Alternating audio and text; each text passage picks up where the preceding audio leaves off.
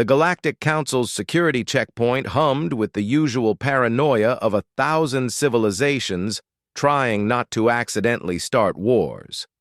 Adeline walked through the scanner with the casual confidence of someone who'd done this 100 times before, her worn leather boots clicking against the polished obsidian floor.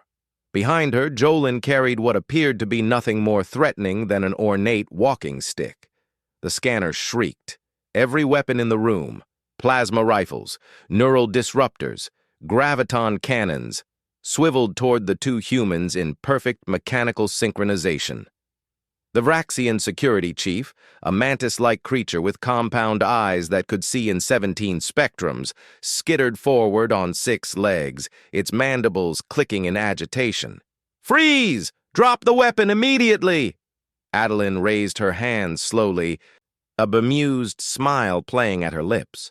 Jolin, for his part, simply leaned more heavily on the stick, his weathered face showing nothing but mild confusion. "What weapon?" Jolin asked, his voice carrying the gravelly tone of someone who'd spent decades breathing recycled ship air. The security chief's translator box crackled. "The object in your possession. Our scanners indicate it has... The creature's voice faltered, its antennae quivering. "It has ended 10,247 biological life forms." A murmur rippled through the checkpoint. A Diluvian merchant dropped its cargo of crystallized thought patterns. A Korthian diplomat's bioluminescent skin flashed through the entire fear spectrum in 3 seconds. Adeline's smile widened. "Oh, you mean Grandpa's cane?" "Grandpa's cane?" The security chief's screech translated poorly, coming out as a mixture of horror and disbelief. "That is not a cane. That is a weapon of mass destruction, an artifact of genocide." Jolin looked down at the walking stick as if seeing it for the first time. It was carved from dark wood, polished smooth by decades of handling, with intricate symbols etched along its length. At the top, a metal cap caught the artificial light, dented and scratched, but still solid. "This?" Jolin hefted it slightly. "This is just oak. Earth oak.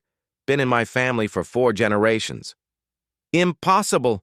A Zenthari analyst rushed forward, its gelatinous body quivering with academic excitement despite the tension.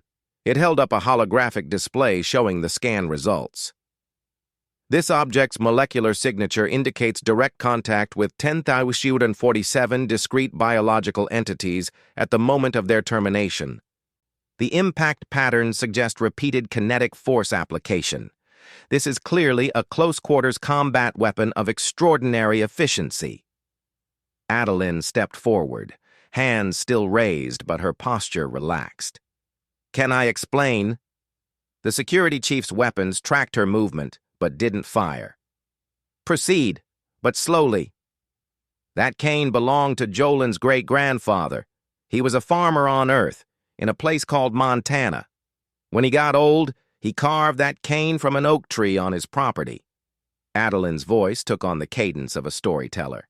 "He used it to walk his fields every day for 30 years. "This does not explain the death count," the Zenthari analyst insisted. "I'm getting there," Adeline said. "You see, Montana had these things called grasshoppers, insects, agricultural pests that would destroy crops. And Grandpa Harrison, that was his name, he hated them. Every single day when he walked his fields, he'd see grasshoppers, and every single time—" She paused for effect. "He'd whack them with his cane." The checkpoint fell silent. "Whack them," the security chief repeated slowly. "Whack them," Jolin confirmed, demonstrating with a gentle tapping motion. "Pop," just like that. Sometimes 5, 10 a day. Over 30 years, that adds up. The Zenthari analyst's gelatinous form began to oscillate, the equivalent of hysterical laughter. "You're telling me this weapon that has our entire security apparatus on high alert was used to kill insects?" "Well, technically, grasshoppers are insects, yes," Adeline said, her smile now a full grin. "Also a few mosquitoes, some beetles, couple of wasps that made Grandpa angry. Oh, And there was that one rattlesnake, but that was self-defense. A rattlesnake, the security chief said flatly. Poisonous earth serpent, Jolin explained helpfully. Got it right behind the head. Clean shot. Grandpa was 93 at the time. Still had good reflexes. The security chief's mandibles worked silently for several long moments. Around the checkpoint, the tension slowly began to deflate like a punctured atmosphere seal. A Corthian in the back made a sound suspiciously like a choked laugh. Let me understand this completely, the security chief said, its tone hovering somewhere between fury and awe. You brought a family heirloom, a walking aid, that was used by an elderly human to kill agricultural pests and the occasional predator during his daily constitutional, for 3 decades. And you thought nothing of declaring it? Should I have? Jolin asked genuinely. It's just a stick. Just a stick? The security chief's screech could have shattered glass. Your stick has a higher confirmed kill count than most military service weapons in the galactic arsenal. There are decorated war veterans with fewer eliminations. Adeline shrugged. Different context, though. Those were bugs. And this is why, a new voice interjected, humans terrify me. Everyone turned to see a Thraxian observer, a species known for their philosophical nature, emerge from the crowd. Its 6 eyes blinked in sequence. They turned gardening tools into weapons, weapons into walking aids, and think nothing of it. They measure their elders' daily exercise routines in body counts, and they do it all with such casualness. It's really not that impressive, Jolin protested. If you want impressive, you should have seen Grandma Harrison's fly swatter. Now that thing had numbers. The security chief made a sound like steam escaping from a cracked hull. Just go. Take your genocidal walking stick and go. But register it, please. My scanners will have nightmares. As Adeline and Jolin gathered their belongings and headed toward the diplomatic quarter, the Zenthari analyst called out, Wait! One question. What happened to the fly swatter? Jolin paused, looking back with a weathered grin. Smithsonian Museum, Earth, next to the first atomic weapon. Seemed appropriate. Behind them, the checkpoint erupted in chaos once more. The Thraxian observer watched the humans disappear into the crowd, then turned to the security chief.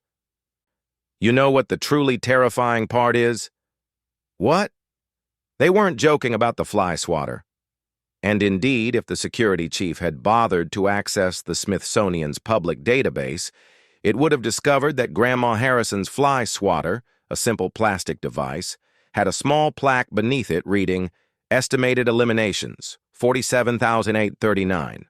Context, Household Pest Control, 1987-2031. Humans, the galaxy was learning, had a very different definition of normal.